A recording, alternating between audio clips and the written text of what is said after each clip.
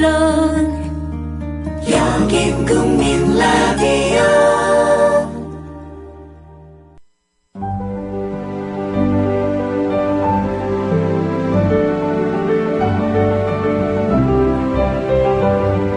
하종강의 노동학개론.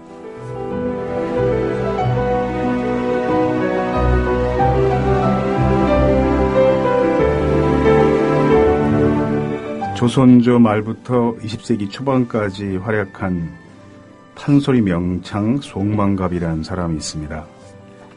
그 송만갑이 아직 명창으로 이름을 알리기 전에 한양에서 매년 열리는 판소리 경연 대회에 참가하려고 상경을 하면 을의 동대문 밖에 있는 동묘를 먼저 찾았다고 합니다. 동묘는 중국 삼국시대 총나라의 장군 관우에게 제사를 지내는 묘입니다. 관우는 아시겠지만 삼국지의 주인공들 중에서도 중국 사람들의 존경을 가장 많이 받는, 그래서 신으로 대접받는 존재입니다. 송만갑은 관운장 영정 앞에 넙적 절한 뒤에 제가 왔습니다 라고 말씀드린 다음 자기 스스로 관운장의 목소리를 흉내내서 그래 그동안 연습 많이 했느냐 어디 한 곡 쭉 뽑아보아라 라고 말합니다. 송만갑은 정중히 읍한 뒤에 목청껏 판소리를 부릅니다. 다 부르고 나서는 조심스럽게 관운장 영정에 묻습니다. 어떻습니까? 이번에는 관운장의 목소리로 답합니다. 아직 멀었느니라. 좀 더 연습하고 오거라. 송만갑은 네 대답하고는 경영대회에 참가하지도 않은 채 그 길로 즉시 하향해버렸습니다. 지리산 어느 계곡에 있는 움막으로 곧바로 내려가서 다시 목이 터지도록 연습에 돌입했습니다. 송만갑이 굳이 관운장 묘를 찾은 이유는 아마도 판소리 12마당 중 하나인 적벽가가 관우가 화영도에서 포위된 조조를 죽이지 않고 너그러이 길을 터져서 달아나게 한 적벽 대전을 내용으로 하기 때문이었을 것입니다. 그렇게 헛걸음을 되풀이하기를 수삼년 구준비 내린 어느 가을밤 목구멍에서 피가 터져나오는 것을 잊고 불러대는 송만갑의 판소리에 저 멀리 아득한 곳에서 귀신이 응답하는 소리가 들려왔습니다. 이른바 귀곡성이 이루어진 것입니다. 송만갑은 드디어 득음을 한 것입니다. 그 해에 다시 상경한 송만갑은 늘 하던 대로 동묘에 먼저 가서 관운장 영정에 절한 뒤 제가 왔습니다 라고 정중히 읍했습니다. 목청껏 판소리를 다 부르고 나서 이번엔 묻기도 전에 관운장의 목소리로 스스로 답했습니다. 이제 됐다. 이번에 한번 해보거라. 그렇게 해서 절세 명창 송만갑이 세상에 태어나게 됐다는 것입니다. 이 이야기는 오래전 양승우 시인이 주변 사람들에게 들려주었던 내용입니다. 많은 열사들 묘 앞에서 우리들은 같은 마음이 됩니다. 열사들의 묘 앞에 설 때마다 저는 송만갑의 이야기가 생각납니다. 그리고 열사들의 묘 앞에서 스스로에게 묻습니다. 동지, 이만하면 됐습니까? 들려온 대답은 언제나 같습니다. 아직 멀었습니다. 저뿐만이 아니라 많은 열사들 묘를 찾는 다른 많은 사람들도 아마 마찬가지 심정이었을 것입니다. 열사의 묘 앞에서 동지, 이만하면 됐습니까? 이 정도 살면 동지에게 부끄럽지 않게 사는 것입니까? 라고 물었을 때 이제 됐습니다. 마음 편하게 사셔도 됩니다. 그런 답을 듣게 될 때까지 열심히 살자고 다짐하는 것이 모든 참배자들의 마음일 것입니다. 노동운동을 탄압하는 부패한 정권이 두려워하는 것이 바로 그것입니다. 우리가 그렇게 열사들을 기억하면서 바르게 살아가려고 노력할까 봐 시신을 탈취하는 것이라고 생각합니다. 그래서 열사들의 시신을 지켜야 하는데 그렇게 하지 못해서 염호석 동지, 당신의 시신을 지키지 못해서 정말 부끄럽고 죄송합니다. 동지가 이제 됐습니다. 라고 말할 때까지 열심히 살겠습니다.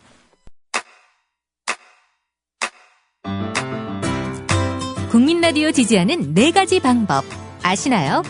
다운로드하기, 별점 주기, 댓글 달기, 구독하기. 국민 라디오를 보다 많은 이들에게 전할 수 있는 가장 손쉬운 방법. 다운로드하기, 별점 주기, 댓글 달기, 구독하기. 잊지 마세요.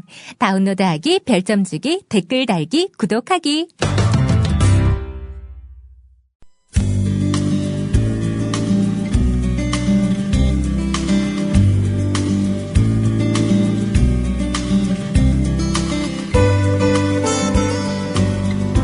하종강의 노동과 꿈.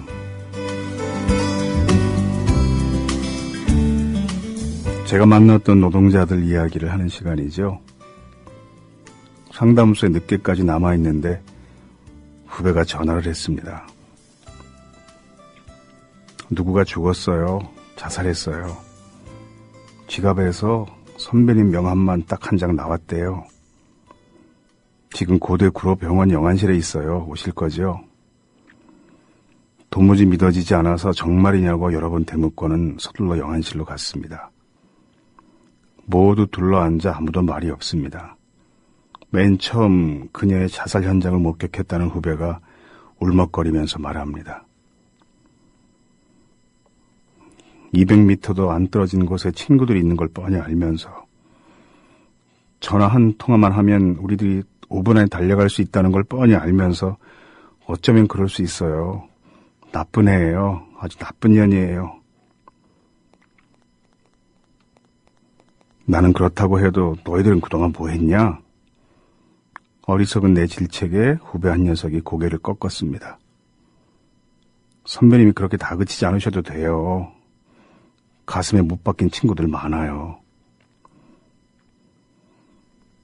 그 며칠 전 열린 집회에 끝까지 남아있다가 새벽녘에 가까운 친구 집으로 몰려가서 라면을 끓여 먹을 때만 해도 나는 꼭 밥을 먹어야 하는 사람이라고 우기면서 혼자 찬밥 한 그릇을 다 비웠었는데 내가 작은 힘을 보태는 노동단체에서 간사 일을 새로 맡게 됐다면서 앞으로 같이 잘해보자고 배시시 웃더니 도대체 왜 그랬을까? 우린 그녀를 가까운 모란공원 묘지에 묻고 싶었습니다. 그러나 가족들을 설득하지 못했습니다.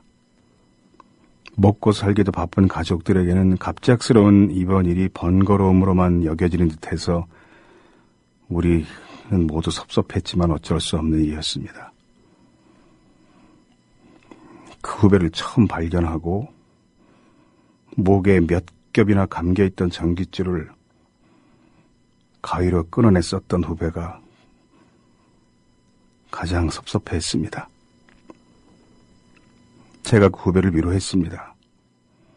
친구를 모라는 공원 묘지에 묻고 싶어하는 건 우리가 가끔이라도 찾아가 볼 수 있는 곳에 그녀를 두고 싶어하는 우리의 이기주의일지도 몰라.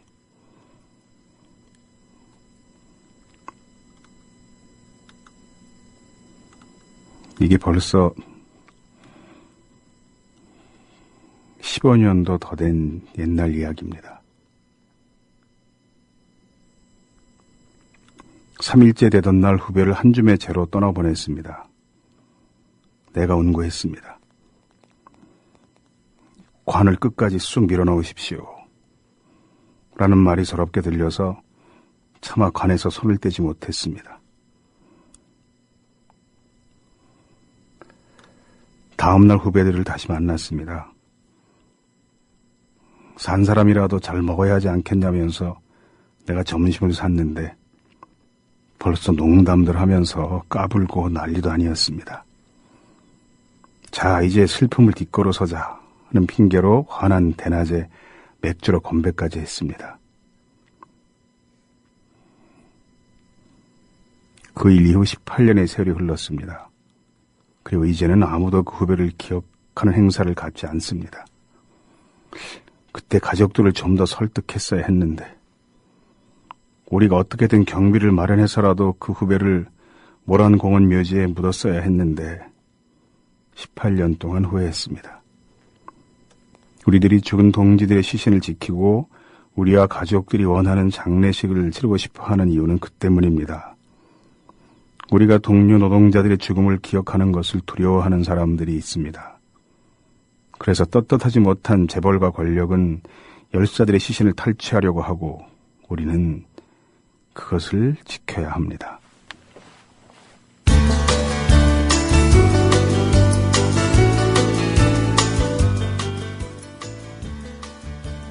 하종강의 어색한 사이.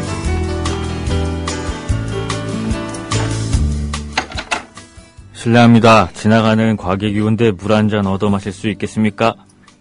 네, 어서 오십시오. 네, 안녕하세요. 만화가 주호민입니다. 언제까지 지나가실 거예요? 저 사실 이 오프닝을 지금 2달째 하면서 그 만화 아이디어가 하나 떠올랐어요. 진짜로. 어떤 거죠? 네. 그 옛날 얘기에 제가 관심이 많은데 한국 민담을 보면 그 지나가던 선비가 해결하는 일이 되게 많아요. 무슨 뭐 요교에 납치당한 뭐 구렁이를 잡는다든지. 그래서 그런 뭐 지나가는 선비에 대한 이야기를 요즘 좀 쓰고 있습니다. 진짜로. 네. 지나가는 무슨 스님, 도사 이런 얘기는 어릴 때부터 많이 듣잖아요. 네. 그래서 딱 보고 네 어깨에 무슨 귀신이 있다 이런 거 얘기해주고 가는데. 네. 그리고 지나가는 선비들이 또 활쏘기도 되게 잘해요. 예. 보면은. 그래서 그런 걸 좀 살려볼까 하고 있습니다. 이 방송에 출연해서 이야기하다가 떠오른 아이디어니까 나중에 저작권료는 어떻게 반띵을 하든지. 이게 그 노동학 개론인데 네. 지난번에 그 만화가들 초대 손님으로 나오셨었잖아요. 네네. 그때 이야기하면서 제가 느낀 건 주호민 씨에 대한 이야기도 무궁무진할 텐데 우리가 그동안 그 보석을 너무 않겠다. 그래서 아닙니다. 그 어떻게 이렇게 불세출의 만화가가 됐는지. 그래서 딱 그런 이야기 나중에 들을 게 있길 바라고요. 네. 오늘은 오랜만에 주호민 작가하고 둘만의 그 초대 손님이 없는 어색한 시간을 가져보려고 합니다. 오프닝에서 시신 탈취에 관한 이야기를 주로 했는데 왜 이 이야기를 했는지 아마 아실 겁니다. 네, 얼마 전에 시신 탈취 사건이 있었다고 알고 있습니다. 그 5월 17일이었죠. 삼성전자 서비스지회 양산 분회장이었던 염호석 동지가 스스로 목숨을 끊었습니다. 그런데 동지라고 이렇게 이야기하는 것이 약간 거슬린다는 청취자들도 있을 것 같아요. 저한테 그렇게 말하는 사람도 있었고. 그런데 우리가 누굴 동지라고 할 때는 거북하게 들을 거 없이 나이, 친분 관계 이런 여러 가지를 떠나서 그냥 같은 방향을 바라보고 있는 같은 꿈을 가지고 있는 사람을 우리가 서로 동지라고 부른다. 제가 이제 평소에 그렇게 생각합니다. 네. 그러다 보니까 아주 나이 어린 노동자가 보자마자 한 20년의 나이 차이를 무시하고 하동지 이런 경우도 있긴 있는데 저런 사람들에게 동지라고 불리는 게 얼마나 큰 행운이냐 이런 생각도 해봅니다. 그 염호석 씨가 목숨을 끊을 때 그 자신의 차 안에 유서를 남겼습니다. 그 유서 내용은 우리 그 노동학개론 전속 나레이터 성우 주호민 씨 목소리로 듣겠습니다.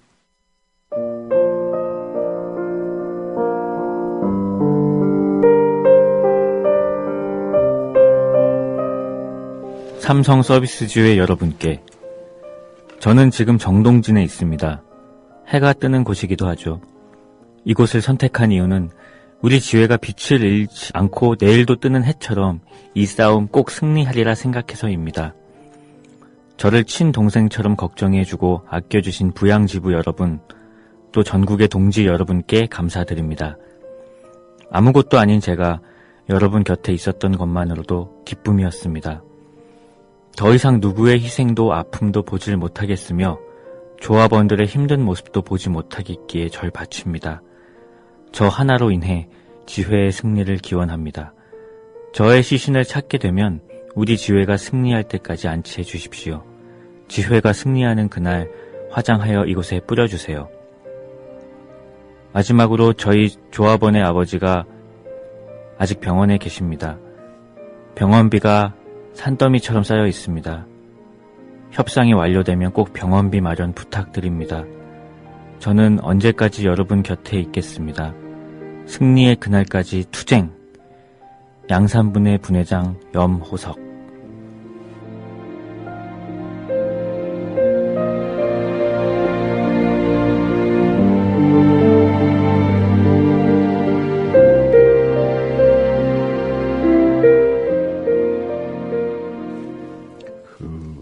죽음을 선택한 노동자들의 유서를 볼 때마다 마음이 짠한 건 이분이 얼마나 이 한 문장 한 문장을 공들여서 썼을까 하는 것이고요. 그래서 어떤 유서는 정말 맞춤법이 완벽하고 깔끔하게 정리되어 있어서 볼 때 너무 마음이 아픈 그런 경우도 있었습니다. 염호석 분회장 죽음 이후 삼성 서비스 노동자들은 청파업을 선언했습니다. 그리고 삼성전자 본관 앞에서 그 대우를 유지하고 있는데 제가 한번 와달라는 연락을 받았지만 일정이 너무 빡빡하게 이미 한 7월 초순까지 짜여 있어서 지금 도저히 짬을 못 내고 있고요. 혹시 취소되는 일정이 있으면 우선 최우선으로 가봐야 되겠다 이런 생각을 하고 있습니다.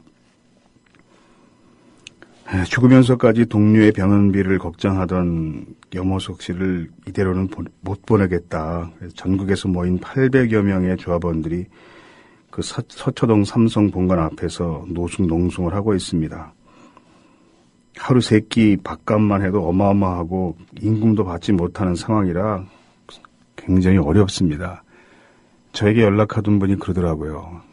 제가 오기를 바랐던 그날이 통장에 월급이 지급되는 날인데 그날 전부 0원으로 찍히는 날이라고. 그러니까 통장에 임금 액수가 0원으로 찍히는 날 도대체 이게 우리에게 어떤 의미가 있는지 그것을 되새길 수 있는 교육이 필요하다. 이런 연락을 받았지만 제가 안타깝게 가진 못했습니다. 지혜가 승리하는 날 화장해서 정동진에 뿌려달라. 이런 동료의 마지막 유언을 지키기 위해서 동료들이 힘겹게 싸우고 있는 건데요. 불과 몇 달 전에 최정범이라는 동료를 또 안타깝게 떠나보내기도 했잖아요. 최정범 씨는 유서에서 이렇게 밝혔습니다. 그동안 삼성 서비스 다니며 너무 힘들었어요. 배고파 못 살았고 다들 너무 힘들어서 옆에서 보는 것도 힘들었어요. 전태일님처럼 그러진 못해도 전 선택했어요. 부디 도움이 되길 바라겠습니다. 그러니까 자신의 그 죽음이 동료들에게 도움이 되기를 바라는 마음이 그 마지막 남긴 말에서 느껴졌습니다. 근데 이번에 경찰들이 그 동료의 시신마저 탈취해 간 거잖아요. 그래서 그 트위터에 페이스북에 그 영안실의 경찰들이 시신을 탈취하러 왔다 이런 소식들이 올라오면서 관심 있는 사람들 빨리 달려와 달라고 애타게 호소했던 그런 글들을 봤던 기억이 납니다. 주호민 씨도 그때 그 소식 다 보셨죠? 예, 저도 트위터에서 그 시신을 경찰이 가져가려 한다고 해서 되게 의아했어요. 도대체 왜 가져갈까 그걸? 가져가서 어떻게 하려고 가져가는 걸까? 그런 궁금증이 많이 일었습니다.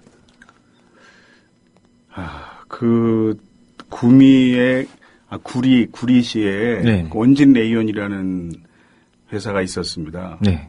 그 레이온이라는 굉장히 아름다운 천을 만드는 공장인데 그 이황화탄소라는 굉장히 해로운 물질이 나옵니다. 네. 근데 원래 그 공장이 일본에 있었던 시설인데 일본에서 수많은 직업병 사망자와 직업병 걸린 노동자를 양산하는 바람에 그 철거되고 그게 한국에 와서 설치가 됐던 거거든요. 네. 그래서 그때 이제 그 이황화탄소로 수많은 노동자들이 직업병에 걸리고 사망했는데 그때는 우리가 그 시신을 그 원진 레이온 공장 정문 앞에 갖다 놓고 그 관에 아이스박스를 채워놓은 채 그 죽음을 직업병으로 인정해달라는 투쟁을 했습니다. 네.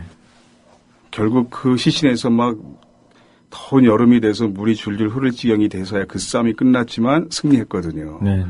이렇게 될 것을 두려워하는 거죠. 아. 네, 그 시신을 매개로 노동자들이 네. 그 죽은 사람의 소원을 풀어주자 네. 이러면서 그 싸움이 결집되는 것을 권력과 자본이 두려워하는 거고요. 네. 제가 오프닝 또는 그 다음에 노동과 꿈에서 이야기한 것처럼 우리가 그 동료들의 죽음을 오래도록 기억하면서 바르게 살려고 애쓰는 그것을 두려워하는 것이 신탈취의 가장 큰 목적이라고 생각합니다. 네. 그 신탈취는 사실 굉장히 역사가 오래됐는데요. 네.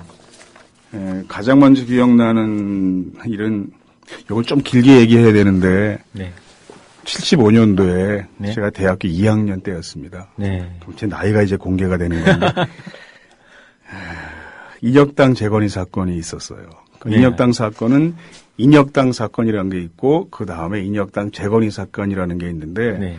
제가 이제 직접 봤던 그 사건은 인혁당 재건이 사건입니다. 네. 인혁당으로 구속됐다가 풀려났던 사람들을 몇 년 세월 지난 뒤에 다시 잡아들인 거죠. 네.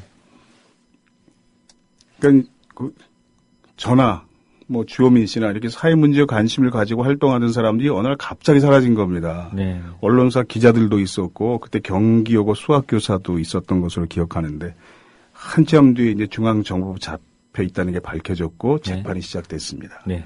속전속결로 진행돼 가지고 이제 대법에서 사형 판결이 확정됐습니다. 네.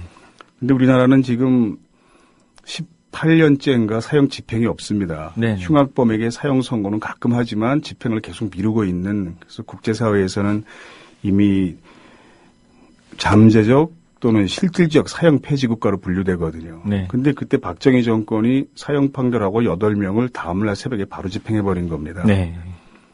재판이 끝날 때까지 단 한 번도 직계 가족도 면회가 허용이 안 됐습니다. 네. 그런 엄청난 시대였어요, 그때는. 한원구 교수가 인혁당 재건이 사건에 대해서 이야기할 때 요 대목에서 뭐라고 말하냐 하면 그런 엄청난 시대였는데 그때가 그립되는 사람들은 이해가 안 된다는 얘기하거든요.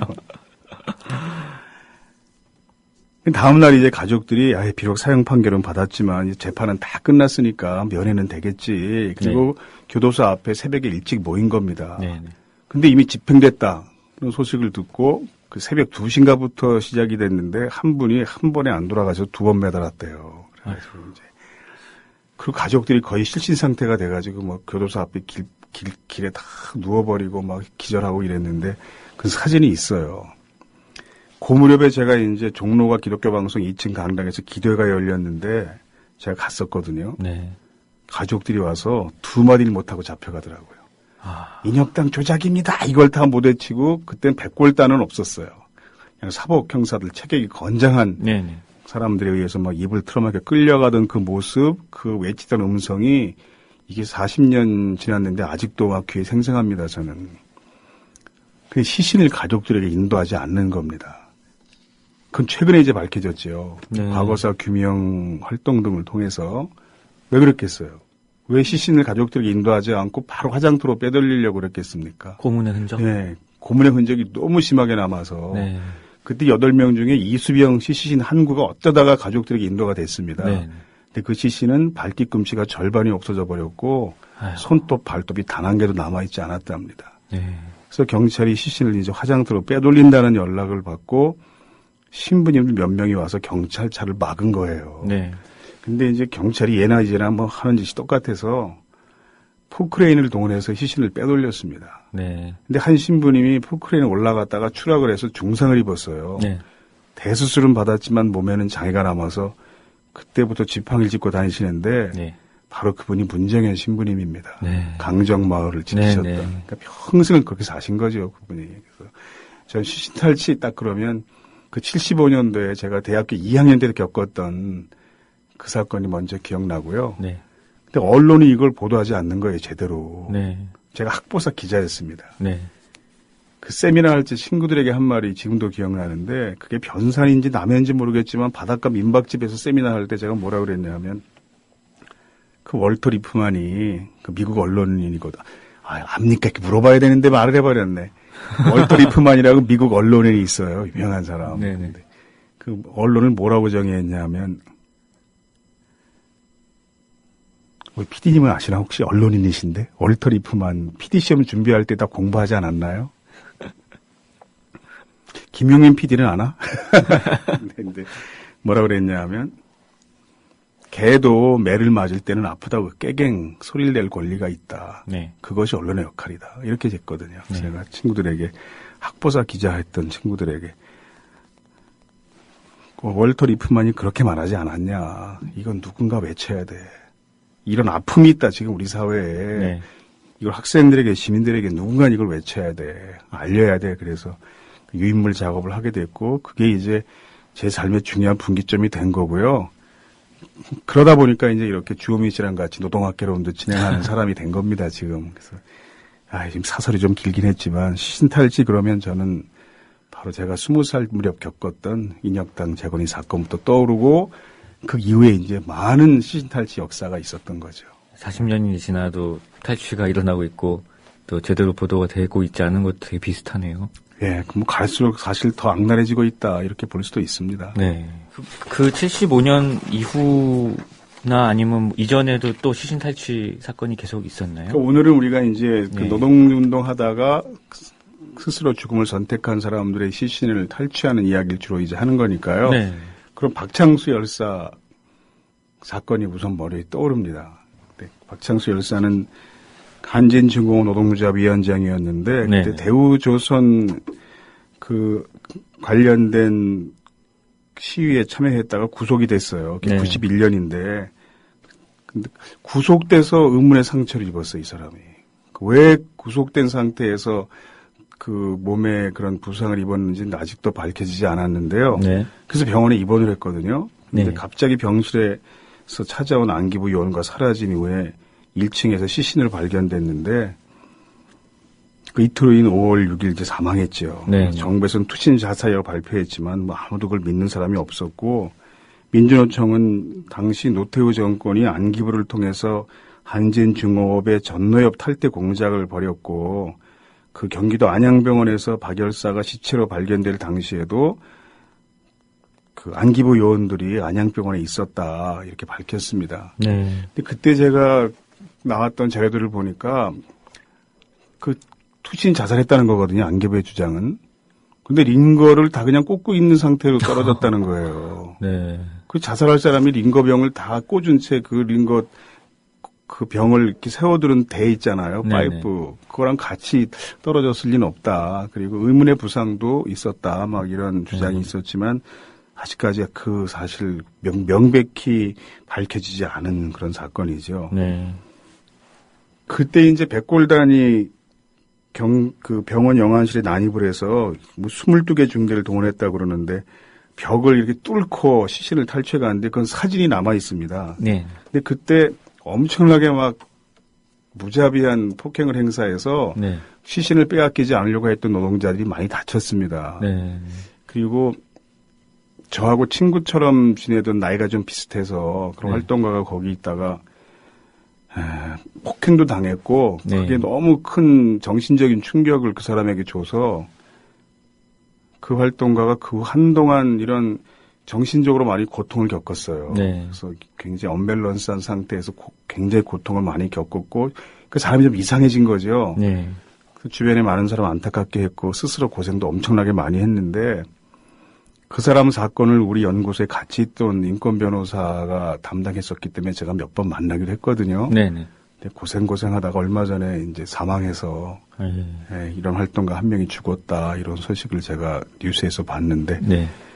그러니까 시신을 탈취한 그것도 엄청난 피해지만 그걸 방어하려고 노력했던 노동자가 당한 폭행 때문에 이 사람이 평생을 또 불행하게 산 거거든요. 네. 그래서 그런 생각이 납니다. 예. 저는 이 시신 탈취한 장면을 사진으로 아주 어렸을 때 봤어요. 그때 어렸을 때였겠네요, 그러면. 네, 이때가 제가 91년이면은 11살. 11살 소년이 그걸 봤으면 좀 어. 이상한. 아니, 저희 아버지께서 그 화가신데 네. 민중미술을 하셨어요. 그래서 그러셨구나.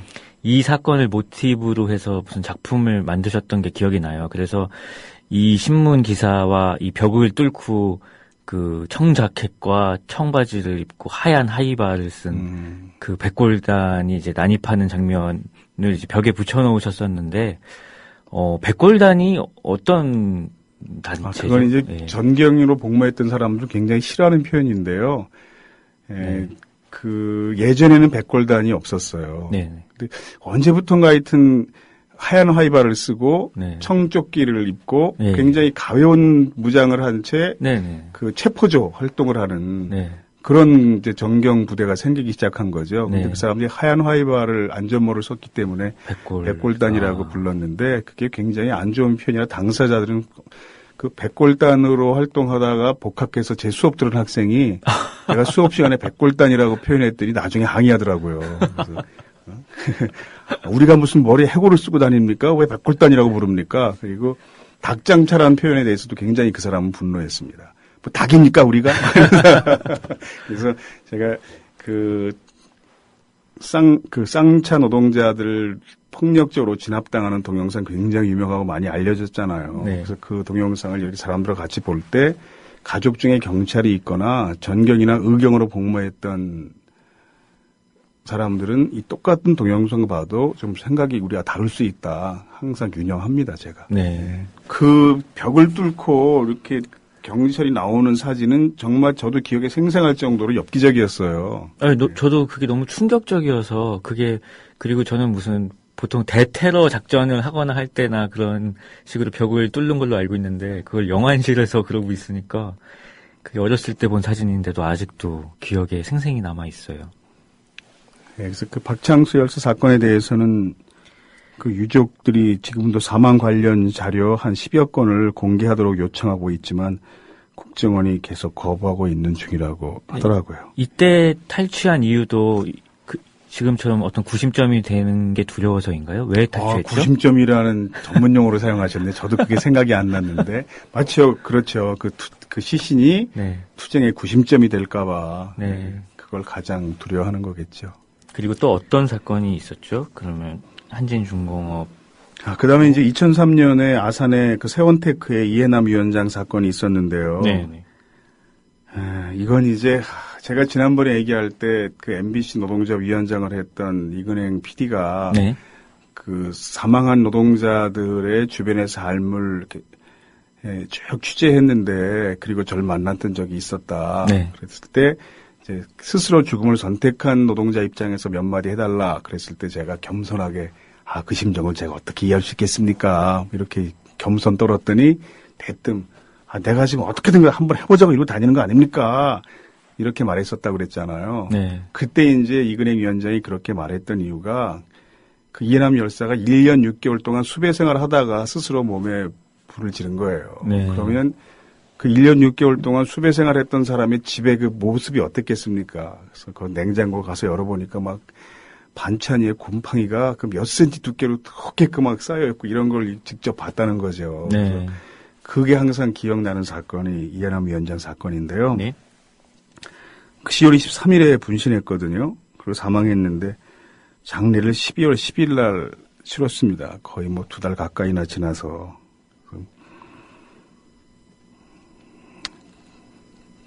그래서 뭐 유서를 남겼어요. 근데 그 유서에도 보면 뭐라고 써 있었냐 하면 노동자가 법에서도 보장된 노동조합 활동을 한다는 이유만으로 구속되고 수배되고 해고되는 정말로 웃기는 나라에서 더 이상 살아갈 희망을 갖지 못할 것 같다. 내 한몸 희생으로 노동 탄압, 구속, 수배, 해고, 가압류라는 것들은 정말 없어지기를 바랄 뿐이다. 네. 이게 2003년 10월 17일에 쓴 이해남 열사 유서인데 이게 지금 상황에도 뭐 똑같이 적용되는 내용이잖아요. 네. 근데 이 천안 지역이 이 무렵에 아산 천안 지역이 농공단지의 노동조합들이 막 생기기 시작했을 때인데 정말 악랄하게 탄압을 했습니다. 네. 그 농공단지 가보면요. 그냥 무슨 비닐하우스 같은 작은 공장에 조합원 한 10명 정도밖에 없는 이런 노동조합이 많았어요. 네. 나이 어린 여성 노동자들도 많았고 네. 그랬는데 그걸 그렇게 관리자들이 못 살게 구는 겁니다. 네. 한 노동조합 위원장한테 들은 얘기인데 노동자 대회를 서울에서 하잖아요. 네. 그러면 이제 천안 지역, 아산 지역에서 노동자들이 버스 대절해서 올라옵니다. 노동자 대회 끝나고 가는 길에 어떤 노동조합 위원장이 이렇게 버스에 자리에 앉아 있는데 나이가 훨씬 어린 여성 노동자가 물론 다른 사업장, 농공단지의 다른 사업장의 노동자 활동 시작한 지 얼마 안 된 신규 조합원이었대요. 근데 이 나이 좀 많은 위원장한테 옆자리에 앉았는데 위원장님은 노동조합이 뭐라고 생각하세요? 이렇게 물어보더랍니다. 네. 그래서 답을 뭐라고 할까 고민하고 있는데 그렇게 물어본 나이 어린 여성 노동자가 창밖을 보면서 그냥 하염없이 울더라는 거죠. 네. 노동조합을 뭐라고 생각하세요? 이렇게만 물어보고 나서 이렇게 나이 어린 사람들을 노동조합 활동한다는 이유로 여기 이수에 있는 것처럼 법에서도 보장된 노동조합 활동한다는 이유로 구속하고 해고하고 온갖 욕설로 탄압하고 그리고 여성 노동자들은요. 네. 남자 관리자들이 앞에 세워놓고 입에 담지 못할 욕을 그렇게 막 1시간, 2시간 퍼붓는 이런 방식들을 많이 사용했습니다. 네. 성적인 그런. 예. 예. 그래서 한 번은 우리가 그걸 살짝 녹음해서 네. 고소한 적이 있었는데 네. 그래서 나중에 이제 그 사람이 싹싹 빌었죠. 자기가 그렇게 하는 것이 법에 걸리는 것조차 모르는 사람들이거든요. 아, 어떻게 그걸 모를 수가 있죠? 근데 폭행이 법으로 금지돼 있고 근로기준법상으로도 금지돼 있는데 네. 폭언도 폭행에 해당하거든요. 네. 그러니까 손 하나 내지 않았는데 내가 무슨 잘못을 했냐 이렇게 얘기하더라고요. 근데 그 쌍시온 나오는 그 단어를 한 2시간 동안 듣고 서 있어야 되는 나이 어린 여성 노동자가. 네. 이제 이때는 이때도 경찰하고 용역들이 시신을 탈취하려고 시도했고 검찰은 부검을 요청하기도 했다고 했는데 예. 왜 보통 부검은 그 피해자나 유족 측에서 이제 요청하지 않나요? 여기는 어떻게 검찰이 부검을 요청을 했어요? 글쎄요, 저도 그건 잘 모르겠는데 이제 가족들이나 동료들은 사인이 확실하니까 네. 왜 뭐하러 죽은 사람 몸에 다시 칼을 대냐. 그래서 부검에 반대해서 결국 부검은 그때 안 했어요. 네. 그런데 경찰들이 부검을 하는 이유는 모르겠어요. 혹시 답정너 같은 거 아닐까요? 무슨 답을 정해놓고 이렇게 그쪽으로 몰아가기 위해서 그런 거 네. 아닐까요? 사인을? 그럴 수도 있는데 왜냐하면 이제 이렇게 살인을 조장했다. 막 네. 이런 거 있잖아요. 가짜 유서를 써주고 네. 막 그런 것도 있겠지만 일단 부검을 핑계로 시신을 탈취해 가겠다는 거죠. 아. 예, 네. 가족들과 조합원들로부터 시신을 빼앗아 가겠다는 것이 네. 부검을 내세우는 가장 중요한 목적일 것 같습니다. 네. 그다음에 용산 참사 사건도 또 있었잖아요. 네. 저도 만화에 그 용산 참사를 이제 모티브로 해서 그린 만화가 신과 함께 이승편이어서 용산 참사부터는 조금은 알고 있어요. 그러면 그 아는 걸 내가 얘기할 게 아니라 내가 물어봐야 되겠네. 그 정도는 네. 아니고. 그때는 어떻게 시신이 훼손됐고 처리가 됐나요? 그거는 가장 모르고 거기서 이제 희생자가 이제 그 용산 그 5분의 희생자가 나왔고 경찰에서도 1분의 희생자가 나와서 그래서 6분이 돌아가셨고 뭐 그 정도까지만 알고 있습니다. 근데 저는 여기서도 뭐 시신 탈취가 있다든지 그건 몰랐는데요. 전혀. 이거는 이제 굉장히 미지수인데요. 검찰은 부검을 목적으로 네. 가족들에게 시신을 넘겨주지 않은 거죠. 처음에 네. 부검 다 끝난 다음에 물론 가족들에게 다시 돌려주긴 했는데 그때는 어떤 일이 있었냐면 재판 진행 과정에서 법원의 판사가 그 검사에게 제출 명령을 했습니다. 네. 이 사건 재판에 필요하니까 이 용산 참사 사건 수사 기록을 제출하시오. 근데 검찰이 3,000페이지를 제출하지 않은 겁니다. 그 수사 기록 중에. 네. 그 재판 진행 과정에서 법원의 판사가 법원장 이름으로 제출 명령을 했는데 검찰이 안 낸 거죠, 이걸. 네. 그 담당 변호사가 권영국 변호사였는데 권영국 변호사가 검찰청사 앞에 가서 용산 사건 수사 기록 3,000페이지를 공개하시오. 도대체 무슨 내용이 있어서 당신들이 그걸 발표하지 못하냐.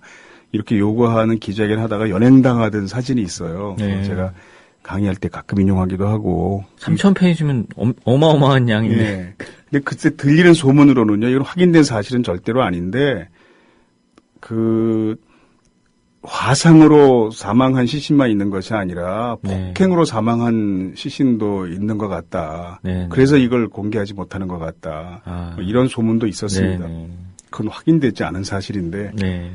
그리고 가슴 아팠던 것은 가족이 거기서 불타 죽었는데 네. 구속이 됐잖아요. 또 한 네. 가족이 네. 부자지간에 네. 그러니 얼마나 마음이 아팠겠어요. 그 장례도 못 치르고 감옥에 들어가 앉아 있을래니. 아직도 그럼 정확한 게 규명은 되지 않은 건가요? 형식적으로는 규명이 됐죠. 네. 검찰 내부에서는 그러나 네. 가족들의 의문을 해소할 만큼 규명이 네. 됐다고 보기는 네. 어렵습니다. 그리고 이제 그 이후에 최근에 있었던 삼성전자 서비스 연무소 분회장. 저는 여기서 궁금한 게 있었는데, 예. 저는 이제 삼성 욕하는 걸 되게 많이 듣는데 주변에서 그때마다 꼭 나오는 레파토리 중에 하나가 노조가 없다. 삼성은 뭐 그런 말을 많이 듣는데 이 삼성전자 서비스 분회라는 건 어떤 단체인가요? 우리가 삼성전자 제품을 사용하다가 고장나면 네. 그 AS 센터에 연락을 하잖아요. 네. 그럼 삼성전자 옷을 입은 그 AS 기사들이 방문합니다. 네네. 또는 우리가 직접 물건을 들고 삼성전자 서비스 센터에 방문할 수도 있고 네. 또 삼성에서 나오는 에어컨 이런 거 신청하면 와서 설치해주는 기사들도 있고 네. 근데 그 사람들이 삼성 옷을 입고 있어요. 네. 그리고 굉장히 복장이 단정한 편이고 네. 항상 아무리 힘든 작업을 해도 넥타이를 매도록 강요받고 어떤 앱은 자기 복장을 찍어서 바로 회사에 보내야 되는 그런 앱도 있답니다. 아, 저 에어컨 설치를 작년에 했는데 네. 양말 위에 비닐봉지를 신고 들어왔어요. 예. 그래서 저렇게까지 뭐 이런 생각했던. 그러니까 그 삼성 이미지를 이제 지키기 위해서 네. 뭐 그런 걸 강요하는데 노동 조건은 굉장히 열악한 거고 삼성 직원이 아닌 거죠, 이 사람들이. 아, 삼성 직원이 아니군요. 예, 겉으로 볼 땐 삼성 직원처럼 보이지만 삼성으로부터 그런 업무를 하청받은 예, 회사가 이제 하는 겁니다. 네. 이 사람들이 삼성 소속 직원이 아니라 삼성으로부터 서비스 업무를 하청받은 회사의 직원들인 거죠. 아, 네. 굉장히 열악하고요. 네. 대개 보면 삼성전자에서 근무하고 이러던 사람들이 퇴직을 해서 그런 서비스 회사들을 많이 차리고 있더라고요. 네. 다른 회사들도 보통 이런 구조로 AS 직원들 대부분 그렇습니다. 네. 예전에는 그 서비스하는 기사들이 직접 소속돼 있는 사람들이었는데 네. 요즘엔 뭐 거의 없죠. 다 중간에 하청회사가 그걸 불화받아서 네. 처리하고 네. 그 수수료를 받고 그것으로 임금을 지불하고 그런 네. 형식입니다. 근데 굉장히 많잖아요, 그 숫자가. 네. 근데 어차피 이 사람들이 1년, 2년 일을 하다 말 것도 아니고 영원히 필요한 업무거든요. 네. 근데 비정규직의 첫 번째 원리는 그 사내하청이나 뭐 도급이나 비정규직의 원칙은 그겁니다. 장기 지속되는 업무라면 직접 고용하는 게 원칙이에요. 그렇죠. AS 같은 경우는 전문성도 요하고 있고 수리도 해야 되니까 직접 고용을 해야 될 것 같은데. 그래서 외국의 그 전자회사 중역들도 네. 전에 보니까 인터뷰에서 그 회사의 얼굴로서 소비자를 직접 만나는 AS 기사들을 이렇게 하청 회사로 고용하는 건 우리 상상할 수 없는 일이다. 네. 뭐 이렇게 얘기하는 외국 전자회사 경영진들도 있었습니다. 그리고 이 노동조합이 이제 삼성 그 전자 서비스 지회라고 지금 부르잖아요. 네. 그 지회라고 부르는 이유는 산별 노조인 금속 노조에 가입했기 때문입니다. 네. 그래서 금속 노조라는 단일 노조에 가입을 하면 규모가 크면 본부, 좀 더 작으면 지부, 네. 그 밑엔 지회 뭐 이렇게 구성하거든요. 네. 네. 그래서 작년 7월 결성돼서 활동을 하고 있는데 아직 노동조합을 인정하지 않고 있는 거죠. 네. 그 노동조합에 많이 가입해 있는 에이스 센터는 막 폐업을 한다든가 네. 이런 식으로 노동조합 활동을 지금 탄압하고 있는 상황입니다. 그럼 삼성전자 서비스 분회에서 지금 요구하고 있는 건 어떠한 일단 노동조합을 인정하자는 거죠. 네, 네. 노동조합이 생기면 경영성의 파트너로 존중하고 네. 같이 이것저것 협의해 가면서 경영하면 되거든요. 네. 근데 우리는 노동조합에 대한 비정상적인 혐오감이 너무 짙어서 네. 그리고 삼성은 또 설립자의 유언이 있잖아요. 내 눈에 흙이 들어가지 않는 한 노동조합 생기는 꼴을 못 본다. 흙 들어가지 않았어요? 네, 근데 흙이 들어갔으니까 이제 만들자. 이런 이야기도 많이 하긴 합니다. 그러니까 오죽하면 이 열사가 자기 유서에 그걸 명백히 밝혔겠습니까? 혹시라도 자기 뜻이 훼손될까봐 노조가 인정되기 전까지는 결국 절제 장례 치르지 말아달라. 이렇게 네. 못 박은 이유가 있잖아요. 근데 네. 네. 그게 이번에 이제 이루어지지 못한 거죠. 네. 그 유서 내용이 워낙 확실하니까 네. 시신이 발견되고 나서 바로 그 다음날 부모님이 노동조합의 장례 절차를 위임하는 합의를 했습니다, 사실은. 아, 예. 예, 다 위임했는데 갑자기 이제 그 아버지가 부모님도 대단하시네요. 예, 그리고 근데 그 트위터나 그 페이스북에 보니까 그 아버지가 뭐 어릴 때 이혼한 이후 전혀 연락이 없었던 분이라고 그러더라고요. 아, 그래요? 예, 근데 어머니는 계속 노동조합 뜻에 따르겠다고 했고 그 아버지가 친권자로서 우리 아들의 시신을 돌려달라. 뭐 이런 요청을 경찰을 통해서 한 거죠. 아, 그런 일이 있었군요. 근데 그런 일이 그 다음에 보니까 굉장히 많더라고요. 네. 아버지였는지도 몰랐던 사람들이 나타나서 그런 주장을 하는 일이 네. 이런 비슷한 사고가 있을 때 왕왕 생긴답니다. 네. 그래서 최근에 국회에서는 법을 개정해서 그런 경우에 꼭 아버지라는 이유만으로 친권을 인정하지는 않는 뭐 이런 법을 만들겠다 네. 이런 이야기도 제가 들었습니다. 그래서 이 시신 탈취 과정은 어땠는지 그 무장 병력이 와서 이렇게 네, 박창수 열사 때는 거의 비슷했어요. 네. 네, 그래서 이때도 벽 뚫고 탈취해 갔다. 아이고. 아, 벽을 안 뚫었나요 이때는? 시신 탈취 과정에서 뭐 어머니와 아버지 의견이 달라서 무슨 큰 소동이 벌어지고 뭐 그랬다는 얘기가 있던데 그게 어떤 얘기인가요? 아, 저도 뭐 아주 자세히는 모르는데요. 네. 이제 많이 알려진 얘기들을 보면 그 시신이 발견되고 나서 처음에는 부모님이 다 노동조합의 장례 절차를 위임했습니다. 네, 네. 아들의 유서에 너무 명백히 나와 있고 네. 그러니까 그랬었다가 이제 우리가 추측하기로는 회사 측에서 삼성 측에서 아마 아버지를 설득한 것 같아요.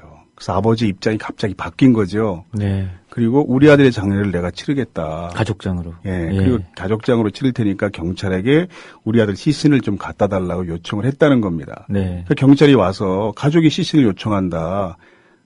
이렇게 시신을 달라고 요구한 거죠. 네. 그래서 그 많은 삼성 조합원들과 동료 노동자들이 경찰과 맞서고 막 이런 상황 속에서 네. 이제 병원과 경찰이 시신을 빼돌린 겁니다. 어머니는 끝까지 찬성 예, 안 해요. 어머니는 지금도 여전히 노동조합과 입장을 같이 하고 있고요. 네. 아버님은 이제 좀 생각이 달랐던 거죠. 네네.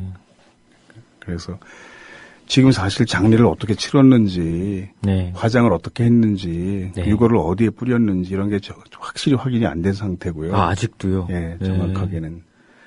아, 어머니 입장에서는 정말 가슴이 미어지시겠어요. 예. 정말 옛날부터 이렇게 계속 시신 탈취가 있는데 이거를 어떻게 막을 수는 없는 건가요? 앞으로도 일어날 수가 있는 일이잖아요. 이렇게 열사가 생기게 된다면 계속 이렇게 시신을 가져가는 게 언제까지 이렇게 용납이 되어야 하는지 잘 모르겠네요, 저는. 예, 참 안타까운 일이죠. 네. 그러면 그 노동자의 시신을 탈취하는 이유를 이제 들었었는데 이제 한 번 더 정리를 한번 해주시면 좋을 것 같아요. 네, 첫 번째는 그 노동자가 사망을 했을 때 감춰야 할 진실이 있을 때, 예를 들어서 고문이라든가 네. 가혹행위라든가 네. 이런 사인이 명확히 규명되는 것을 원하지 않을 때, 네. 그럴 때도 있고요. 네. 그 인혁당 사건이 이제 바로 그런 경우잖아요. 네. 그리고 박창수 열사 사건은 아직도 머리 부상 원인이 규명이 안 됐고 네. 자살 발표가 설득력이 아직 없는 상태거든요. 네. 그래서 노동조합과 가족들은 모두 타살을 주장하고 네. 그래서 의문사로 지금 남아 있는 네. 형편입니다. 그 용산 참사 경우에도 유가족의 동의 없이 시신을 탈취해서 강제로 부검을 실시했고 부검하면 이제 시신이 훼손되기 때문에 객관적인 상태를 유지할 수 없게 되죠. 그래서 부검의 경찰에게는 위법행위의 혐의가 없다. 네. 화재로 인한 사망이다. 뭐 이렇게 발표했고요. 네. 용산 참사 그 희생자들도 아직 그 진상 규명이 명확하게 되지 않고 있는 상황입니다. 네. 두 번째는 이게 이제 중요한 이유인데 시신으로 인해서 투쟁이 확산되거나 이렇게 아까 주호민 씨가 표현한 것처럼 투쟁의 구심점이 돼서 기폭제나 뭐 그런 거겠죠. 네. 그렇게 되는 것을 우려하는 거죠. 네. 사실 근데 이 첫 번째 사인이 명확히 밝혀지기를 두려워하는 것과 이렇게 투쟁이 확산될 것을 우려하는 것은 맞물려 있는 이야기입니다. 그렇죠. 예. 그 열사 투쟁이 일어나면 대부분 시신을 빼앗길 수 있다는 긴장이 있고 옛날부터 이제 그런 일이 계속 있어 왔으니까요. 그래서 삼성 서비스 연못석 분회장 같은 경우에도 승리할 때까지 장례를 치르지 말아달라 그런 명백한 유언이 있었기 때문에 네. 노동자들의 분노와 슬픔이 거의 뭐 극에 달했던 거죠. 네. 삼성과 같은 문호조 원칙을 고수하는 기업에서 이 분노를 초기에 누르지 못하면 사태가 네. 걷잡을 수 없게 번질 수 있다 이런 생각을 했던 것 같습니다. 네. 그리고 이번에 이제 그 염호석 씨 사건 같은 경우에는 그동안의 시신 탈취와 좀 달라진 양상이 있습니다. 어떤 거죠? 그거에 대해서는 이제 성공회대학교 김동준 교수가 쓴 글이 있는데요. 한겨레 신문 6월 10일자에 실렸던 칼럼 경찰은 왜 그랬을까? 라는 글에 비교적 잘 나와 있는데 내용을 잠깐 요약하면 이렇습니다. 이제 과거 인혁당이나 박창수 열사 사건의 경우에는 공권력이 자신들의 잘못을 감추기 위해서 증거인멸 차원에서 신탈취를 했는데 이번 삼성전자 서비스 경우에는 노동조합 탄압에 항의해서 스스로 목숨을 끊은 사람이고 유서에도 시신 수습 및 장례를 노조에 맡긴다고 명확히 나와 있는데 경찰이 개인 노동자의 시신을 탈취하기 위해서 전쟁하듯이 공권력을 동원해서 사실상 삼성이라는 거대 기업의 사병 역할을 했다고 보는 거죠. 그래서 경찰이 이유를 밝히지 않는다고 해서 왜 경찰이 그렇게까지 했는지 우리가 그걸 모르진 않는다, 실상을.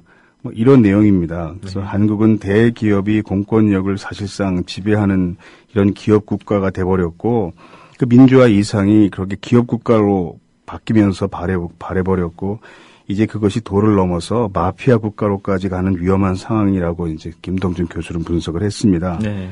그래서 재벌의 불안을 국가가 보호해주면서 그 대가를 챙긴다는 거죠. 근데 원래 우리 사회가 공부할 때에도 자본의 역할을 권력이 대신해주는 경우는 상당히 많거든요. 네. 그러니까 넓은 의미의 산재보험제도 이런 것들도 보면 민간 기업이 담당해야 할 보상 업무를 국가가 대신 담당함으로써 자본의 부담을 많이 덜어주는 이런 측면이 사실 있는 겁니다. 그래서 많은 문제점이 계속 발생하는 건데 그 김도준 교수 칼럼의 마지막 대목은 다시 우리 주호민 전속 성우가 한번 읽어보도록 하지요. 이것은 나라가 아니다 라고 절규한 세월호 유족들과 여러 대학 교수들의 성명은 세월호 참사에만 적용되는 것이 아니다. 세월호 구조에서 해양경찰과 해양수산부, 이 정권이 사설 인양 업체한테 구조를 떠넘기고 스스로 직무를 포기한 일은 삼성 노동자의 시신을 작전하듯이 탈취한 경찰의 행동과 사실상 같은 일이다. 이게 우리나라다.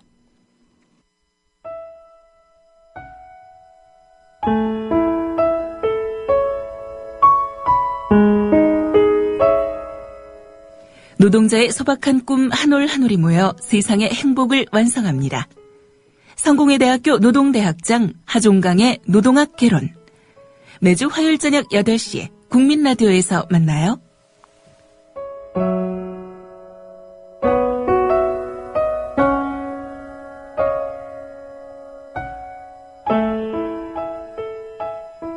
예, 오늘은 다음 주 월요일과 수요일 저녁에 잇따라 열릴 예정인 문화행사 2개를 안내하는 것으로 노동학 개론을 마치겠습니다. 8년 동안 부당해고와 위장폐에 맞서 원직 복직을 위해 싸우고 있는 콜트콜텍 노동자들이 지난 6월 12일 대법원에서 끝내 패소 판결을 받았습니다. 해고된 뒤 법정 투쟁 기간만 6년이 넘었는데 이제 법에 기대 볼 수 있는 가능성은 모두 사라진 거죠. 어느 정도 예견된 일이긴 했지만 그래도 한가닥 사법부의 양심을 믿어보고자 했던 노동자들은 또 한 번 절망할 수밖에 없었습니다. 이인근 지회장은 법에 기대지 않고 다시 투쟁을 시작하겠다고 합니다. 문화 노동자들도 연극, 미술, 노래, 글 영상으로 계속 연대하겠다고 하고 있는데요. 그 뮤지션들과 함께하는 행사인 콜트콜텍 수요문화제가 6월 25일, 날짜 외기 쉽죠? 6.25 6월 25일입니다. 수요일 저녁 7시 30분에 홍대 클럽 빵에서 열립니다. 콜벤 와락센터 아이들 윤영배 꽃다지가 축하 공연을 하고요. 작가들 14명, 이 섬과 섬을 잇다의 작가들이 14명인데 그중에 몇 분이 우리 지난 방송에서 초대 손님으로 나오셨던 겁니다. 7개 장기투쟁 사업장의 사람들이 함께합니다. 섬처럼 고립되어 있는 투쟁이었기 때문에 우리가 섬 사람들 이렇게 부르는데 14명의 작가, 물론 그중에 저도 포함이 됩니다. 7개 장기투쟁 사업장의 섬 사람들과 같이 만나주시고요. 저희는 다음 주에 또 찾아뵙겠습니다. 네, 다음 주에 뵙겠습니다. 조민 씨 수고하셨습니다. 네.